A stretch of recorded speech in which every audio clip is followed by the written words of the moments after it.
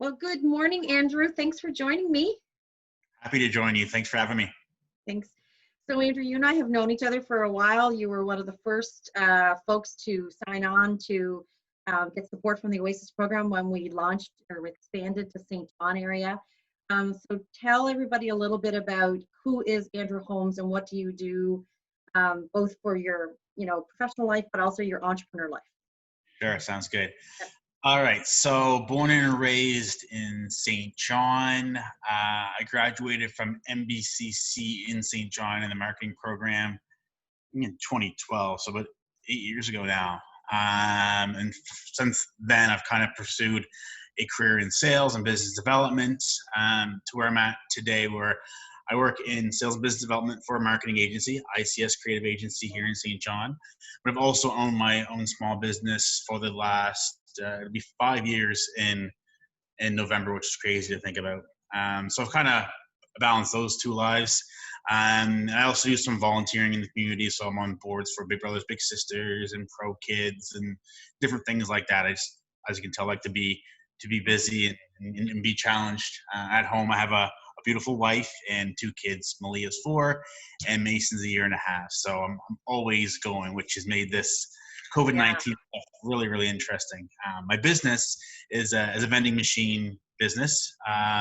Originally, it started as a healthy vending alternatives. So what happened was I looked around and I noticed that all these vending machines had, junk in them, Snickers and chips and that type of thing. And at the time, 5 years ago, I was far more active, but which has remained true is that I still always want to have decent food. I didn't want chocolate bars. I didn't want that. I didn't want sugary drinks. That's how I operated. And when I looked around, I saw these vending machines that didn't have that. So I did the research, I built a business plan, and I contacted the supplier, so on and so forth, and started a healthy vending machine business. To today, the business has transformed to healthy is a component, and now I have the sugary options as well. Mm-hmm. And I have drinks like coffee, Starbucks machine, and Nestle machine, and really I've gone from 2 machines to I think I have 8 machines now. 2 accounts to I think I have 5 accounts now, and revenues have kind of grown with that as well. It's a real operation now, so it's been fun. Yeah. So very busy, and I don't think that there would be one aspect of your life that this challenging time, as I call COVID-19, hasn't touched. It's impacted all of it, and it's kind of interesting because I'm so busy, busy is weird. I don't really consider myself busy. I think we're all busy. Whether you're busy, sitting on the couch, you're still busy. There's nothing wrong with that. You can do that. Yeah. Or if you're busy, volunteering or trying to grow a business or whatever, everyone's busy. Because my time is split in so many different ways. It's been interesting because now I have less time to do those things because I am more in demand at home, maybe. Right. Yeah. Right? I can't lean on, my parents to watch my children and that type of thing. So yeah, that's been the biggest thing is like taking all this energy I need to put everywhere, and I really can't the same way I used to. Right. And in that you're building, I keep telling people, we're all building new skill sets, right? And so what do you think was the biggest, so if we can go back to, March 17th, and I think that was the date that, kind of everything, we all kind of started scratching our heads saying, oh my gosh, is this real? If you can go back to that day and think, what were some things that were going through your mind? And let's talk about in regards to your business right now. Did you think, or maybe just tell me then, what was the first thing that went through your mind in regards to this, the state of emergency and because you are so busy and you hit a lot of points, what was going through your mind when it came to your business? Yeah. So biggest thing is I didn't know what was going to happen, right? Things started unfolding. Well, some things are slow, some things are fast. Things started unfolding.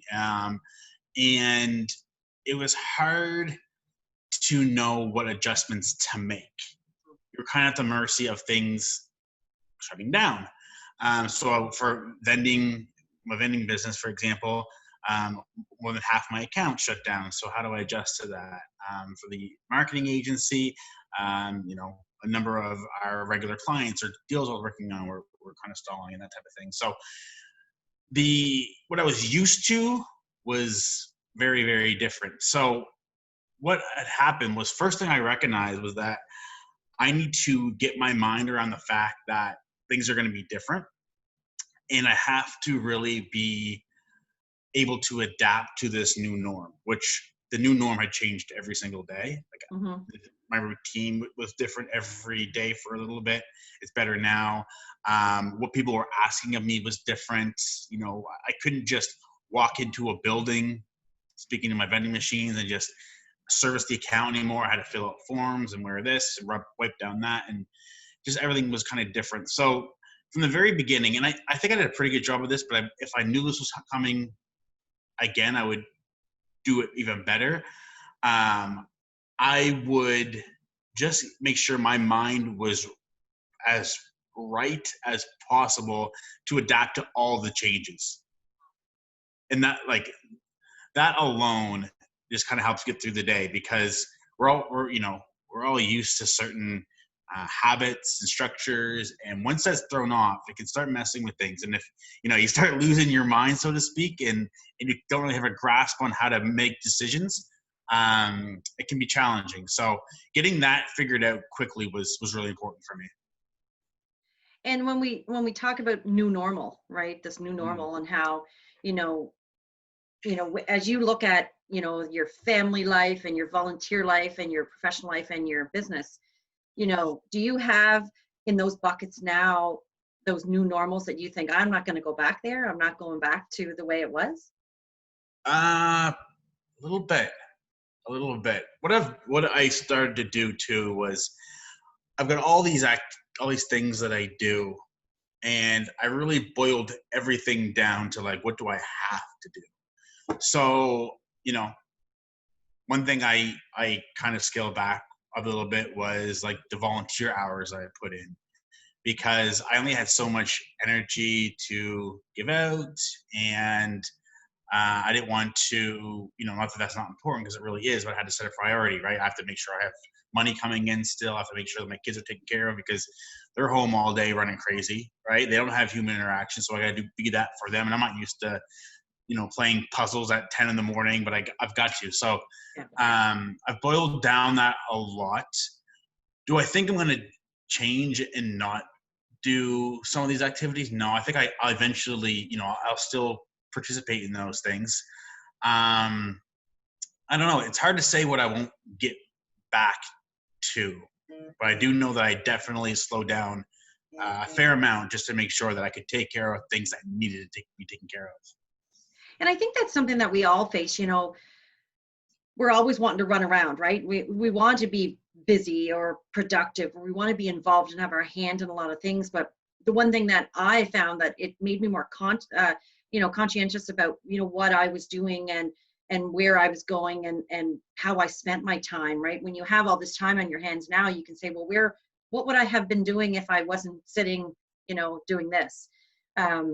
So yeah, I mean, that makes sense. I mean, there's certain things that, I will go back to, but there's certain things that I'll change the way that I work too. So what about in your professional life? Because I do want to, give credit to, the ICS Creative Agency. You have been doing phenomenal work down there and really helping businesses pivot.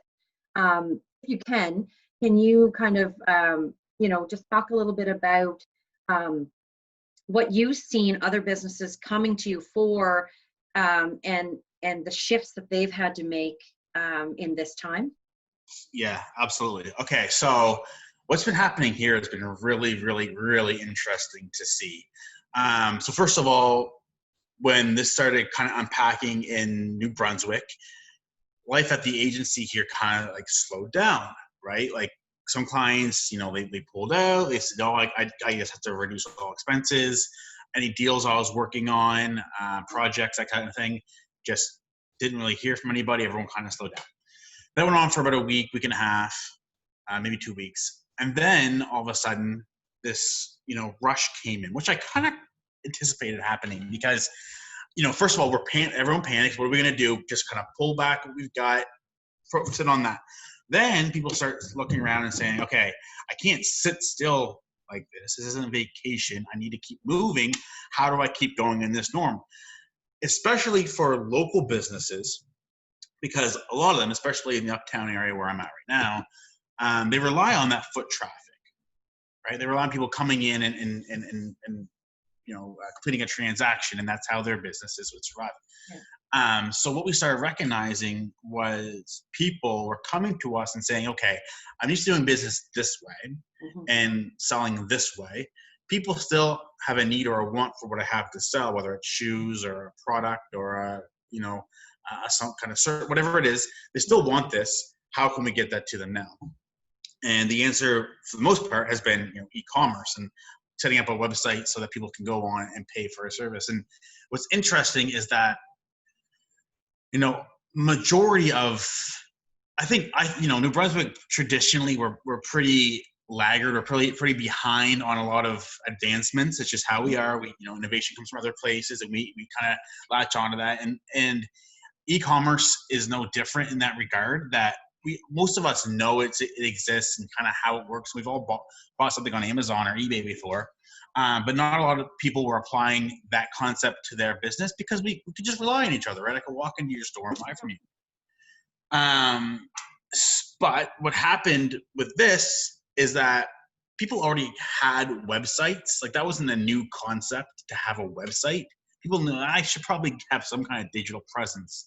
So the majority of businesses had websites, which was great because if I had interest in what you offer, I can go and find out more about you, and then eventually I'll go into your store. Right. So that wasn't enough anymore. It had to make it so that I can also collect a payment from you and give you that product, which the rest of, mostly this country was already doing. Now, a lot of small businesses took that next step and said, okay, here's my product.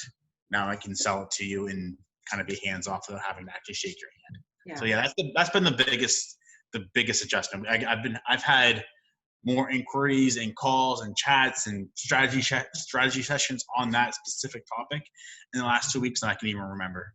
Yeah. And that goes back to that new normal. I mean, and it seems to be the theme of everyone that I talk to, is, this refocus, right? I have to go back and I have to refocus and I have to go back to my why. And, why do I do this? The why might still be the same. It's just now, how do I do it, right? Even from, one of our mentors in Moncton, Jessica Gogan, who's a master nail artist, she can't do nails anymore, but how can she still service those clients? So you're taking some traditional type businesses and you've really had to kind of throw them up in the air and see what happens. Yeah. What's your biggest piece of advice for those businesses, who are, they still have time, right? Because again, new normal, we're not going back to normal. So we can continue to work on this. So what's your biggest piece of advice for those businesses who are looking to pivot and get online? Well, first piece of advice is it's not overly difficult, for the most part, generally speaking, not overly difficult. It can be done. You should look at how you can do it. And some services, like your nail example, that can't be provided online. However, this is a really, really good opportunity for a lot of those businesses too. There's two things that I would recommend those businesses do during this time. First thing is look at your business and revamp your business plan and really focus on like how to restructure some of your processes and think about what you were doing before that you can do better. Really just look at your business and see how you can make it better. You have this time, do it now. The other thing is there will be a time where some of those services will boot back up. So your nail salons, your barber shops, restaurants, all these they're all going to boot back up. Those are all still services that are in need, right? Yeah. If I, for example, if I owned a barber shop, what I would be doing right now is I would be putting as much content out on social media as possible around what I do. A real easy one would be, hey, I own a barber shop. I cut your hair this certain way all the time. Here's how you can do it by yourself at home.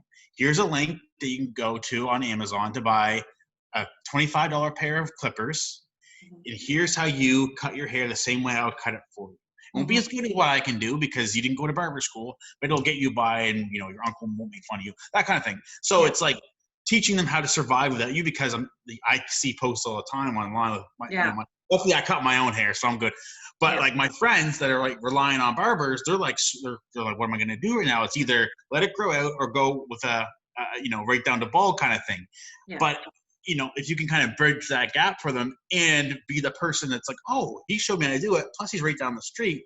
Once I can go sit in his chair again, I'll be the first one to do it. So that same thing could apply to a nail artist. Anything, yeah. Anybody. Just Yeah. teach people how to do what you were doing for them before. And I think a lot of people get scared, right? They get scared that somebody listening to that advice would say, what are you talking about, Andrew? If I get them to do that, they're going to go and cut their hair all the time.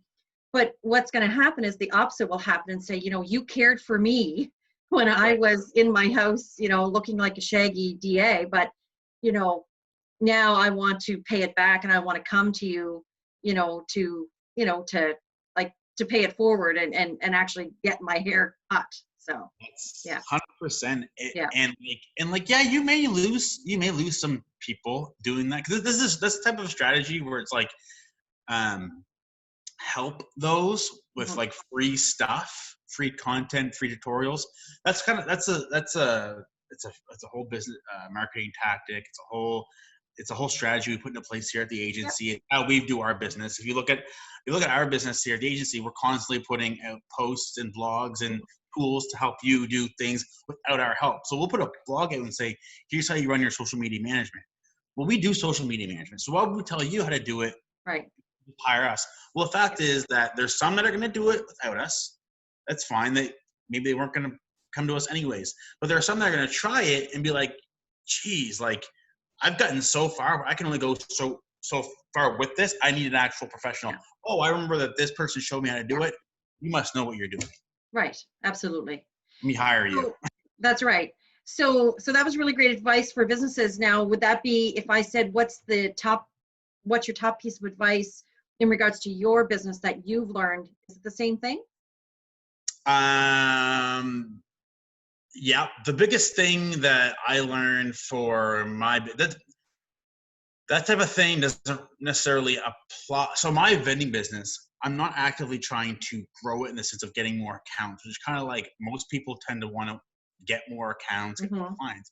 I don't want to do that. What I've been focused on for the last little bit, and it keeps biting me because I keep getting new accounts. I'm like, I don't really want an account right now. I want to kind of grow the business organically inside. My biggest focus has been on process improvement. And this is a mission that I've been on for probably the last 3 years. It actually originated through the OASIS program, where one of my mentors was like, you got to really focus on this. This is where your thing is going to be. And ever since that session, I've been like addicted to it ever since. And my business is quite process driven to this right now. So that's the biggest thing that I've been doing for my business, is focusing down on what the processes need to be. Now that I've eliminated all these other things, and I'm only focused on this part that's left, what can I do with that? Right. And process, like when I say process, it's like I look at a piece of the business, like for vending machine. It's like, what does it look like to order inventory, store the inventory, track the expiry dates, track the pricing, get it onto into a car, get it into the account, into the machine, like every single step of that, and make sure that it's as clean as possible. So clean that I can hand it to you, and you can do it without me answering any questions. Right.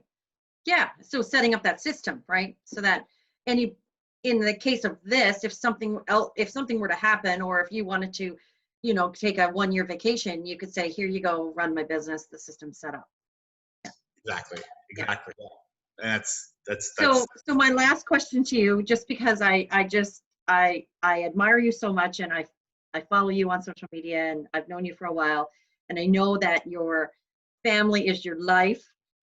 What's your biggest piece of advice that you can give people who, you know, have been thrown into this life of being home with children, daycares are closed, schools are closed, you know, two spouses at home together? What's your biggest piece of advice in regards to your family, and for those people who, you know, on this, you know, they might be saying, I don't know where to go from here. Do you have any advice for anybody? sure. Okay. So maybe two things actually. First thing is like, I recognize this pretty early on too, that because of all the changes that were going to happen, everyone was going to be losing their patience very quickly. Even if you're a person that doesn't tend to lose your patience, or maybe you are a person that loses their patience quickly, we're all going to get to that point, and I've gotten to that point a few times, and I'm not one who usually loses my patience, right? And you gotta kind of watch that, especially during these times, because the people in your home are literally the only people that you have.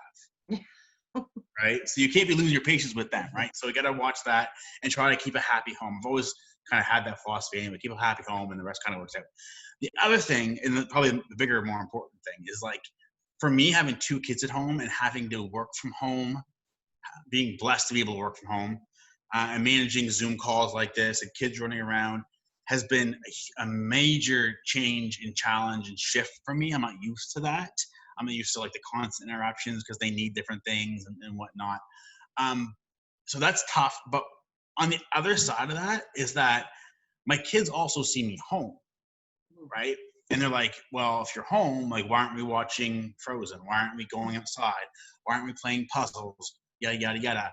And that's tough too, because I like to be, because I've already explained what I do, with my life, what my week looks like. I like to be able to separate work, volunteer, extracurricular, and my family time. It's all separated very well. So it doesn't blend that much, but now it's blending. Now my kids see me working all the time and they don't know why. And it's tough because I'll be sitting there working on a report or something, and my daughter's beside me doing a puzzle, and she, kind of gets like, why is this happening? And I was kind of getting hard on myself there, but I recognized I don't need to get hard on myself. Like, she's happy, she's fine. I'm not ignoring them all week. Once 5 o'clock hits, my laptop goes away and we're going outside anyway, right? So, and she's only 4, and I can explain to her why, and she understands. So as long as I'm communicating that with her and I'm not being hard on myself, then it'll all work out. But kind of back to my first point of not being or working with your family. I talk to my wife about this a lot, and we kind of figure it out together, and it all works out. It all works out. So have patience and don't be too hard on yourself. Awesome. Thank you so much, Andrew. You're such a ray of sunshine. You're always very positive. Yeah. I don't expect anything less from you when it comes to these conversations. So I really appreciate your time today, and I wish you luck in your business, with the agency, and with your family. Awesome. Thanks a lot, Chris. I really appreciate it.